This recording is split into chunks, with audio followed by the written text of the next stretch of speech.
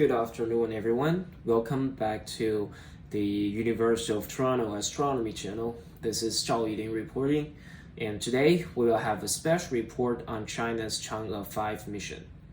China's Chang'e 5 probe has returned to Earth successfully on December 17th, 2020, which was 2 years ago almost, with 17,031 grams of moon samples. It is the first time in 44 years since Luna 24 brought moon samples back to the Earth. Chang'e 5 probe is the third phase of Chinese lunar exploration project. It is China's first moon sample return mission in the history as well. Chang'e is actually named after by the character in ancient Chinese myth story. It is a beautiful goddess who lives on the moon, and such a name entrusts the Chinese beautiful images and imaginations for this project. Chang'e 5 was launched at 4:30 a.m. on November 24th, 2020 at Wenchang Space Launch Site in Hainan, China. After about 2,200 seconds of flight, the rocket successfully sent the probe into the scheduled Earth-Moon transfer orbits. Then, after 2 midway corrections and 2 near-moon breakings, the probe entered a lunar orbit. At 11:11 p.m., the Chang'e 5 probe successfully landed on the pre-selected landing location on the lunar front and sent back landing images. Then, under the ground control, the lander carried out static checks and settings such as the development of solar wings and directional antennas. After that, the lunar surface work, which lasted about 2 days, was officially started to collect lunar samples. After completing the lunar surface sampling and packaging work, it will enter the lunar orbit. And this is the first time China has completed the takeoff of an extraterrestrial object.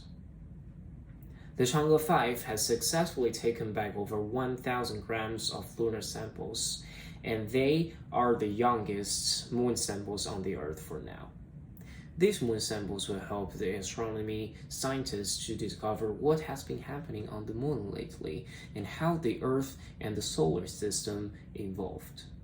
In addition, the moon samples that the Chang'e 5 returned were significantly important for scientists to reveal the key age of the moon rock. Well, the Scott Rudolph Professor of Earth and Planetary Science, Brett Jolliffe, will explain more to us about these discoveries. Let's connect to him. Hello, Jolliffe. Hi, Eileen. Well, of course, yawn is relative. All of the volcanic rocks collected by Apollo were older than 3 billion years, and all of the yawn impact craters whose ages have been determined from the analysis of samples are younger than 1 billion years. So the Chang'e 5 samples fills a critical gap. We got an exact age right around 2 billion years in this study, plus or minus 50 million years. It is a phenomenal result. In terms of planetary time, that's a very precise determination. And that's good enough to distinguish between the different formulations of the chronology. Thank you, Elaine. That's it. Okay, well, thank you, Professor Jolliffe. It's really great news to hear about this.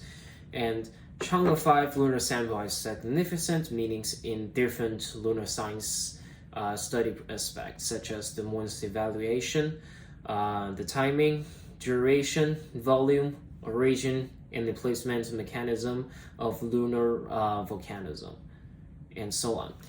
So we hope to have further studies with China National Space Administration, and hopefully from these moon rocks, we can have more discoveries and to improve our astronomy research, to have more knowledges about the moon and all the other planets in solar system.